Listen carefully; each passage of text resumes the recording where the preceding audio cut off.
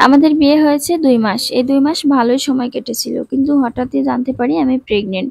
তো ওখানে যতদিন ছিলাম আমরা অনেক ভালোই ছিলাম। আমি কখনো তার ফোন-টোন এভাবে চেক করতাম না। কোনো বিষয় নিয়ে বেশি মাতামাতি করতাম না। অনেক বিশ্বাস করতাম তাকে। আমাদের মাঝে কোনো ঝগড়া ঝামেলা ছিল না। মানে সুন্দর সংসার বলে যাকে আরকি। কিন্তু সমস্যা বাধে যখন আমি তার থেকে দূরে আসি। মানে আমি বাচ্চা হতে বাবার বাসায় এসেছি ২ মাস আগে। কারণ ওর সাথে আমি একা বাসায় থাকতাম। ওখানে আমাকে দেখাশোনা করার মতো কেউই ছিল না। শাশুড়িকে আমার কাছে এসে থাকতে বললে তিনি নানান বাহানা দেখিয়ে ওখান থেকে চলে যায়। এখন সমস্যা হলো আমি আসার পর থেকে আমার স্বামী আমার সাথে কোনো কারণ ছাড়া যোগাযোগ করা বন্ধ করে দিয়েছে। দায় সারাতে ফোন করে দিনে ২-১ বার, তাও আবার নানা ব্যস্ততা দেখিয়ে ৩ মিনিট কথা না হতেই বাহানা করে ফোন কেটে দেয়। এই ২ মাসে একবারও আমার সাথে দেখা করতে আসেনি। আমি ডাকলেও বলে ছুটি পাবো না। কাজের চাপ আছে অনেক, তোমার মতো শুয়ে বসে থাকি না আমি। আমার প্রেগন্যান্সির জন্য শরীরে অনেক পরিবর্তন হয়েছে। হরমোনের কিছু সমস্যা আছে। কিছুটা মোটা হয়ে যাওয়ায় সে আমাকে কল দিয়ে সবসময় বলে, "তোমার চেহারায় তিল পড়েছে, চোখের নিচে কালি পড়েছে। কেমন দেখায়? নাক চ্যাপ্টা লাগে। তোমাকে এরকম দেখলে আগে তো বিয়েই করতাম না।" আরো অনেক কিছু বলে যেগুলো আমাকে মানসিকভাবে খুবই কষ্ট দেয়। আমি তার চিন্তায় রাতে ১ ঘন্টাও ঠিকমতো ঘুমাতে পারি না। এদিকে খাওয়া-দাওয়া করতে পারি না দেখে বাচ্চার গ্রোথও ঠিকভাবে বাড়ে না।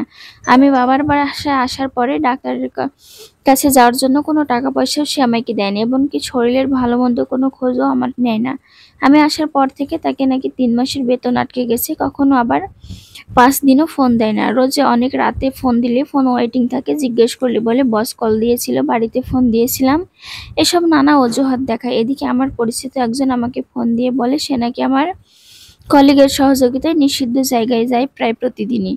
সামনের মাসের শুরুতে নাকি তাদের অফিস ট্যুর। আমাকে বলেছে সে ৩ দিন যেন তাকে কল না দেই।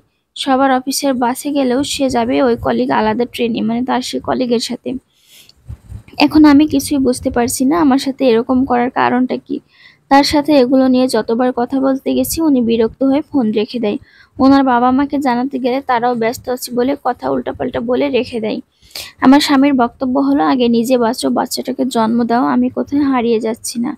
স্বামী যা করে বেড়ায় তাকে করতে দাও। তুমি সুস্থ হও। কয়দিন কথা না হলে তো আর মানুষ মরে যায় না।" তার ব্যবহারে আমি মানসিকভাবে খুবই ভেঙে পড়েছি দিন, দিন। বারবার মনে হয়েছে বাচ্চাটা দুনিয়ায় আসায় হয়তো পাপ হয়ে গেছে। বাচ্চা জন্ম দিতে এসে আমার সংসারটাই ভেঙে যাচ্ছে। আমি এরকম একটা অমানুষের সাথে সারা জীবন কিভাবে কাটাবো সেটাই বুঝতে পারছি না। আবার তাকে ছেড়ে দিলে আমার বাবা-মা আমাকে সাপোর্ট করবে না। কিন্তু কোনো কারণ ছাড়া তার এরকম পরিবর্তন আমি কিছুতেই মেনে নিতে পারছি না।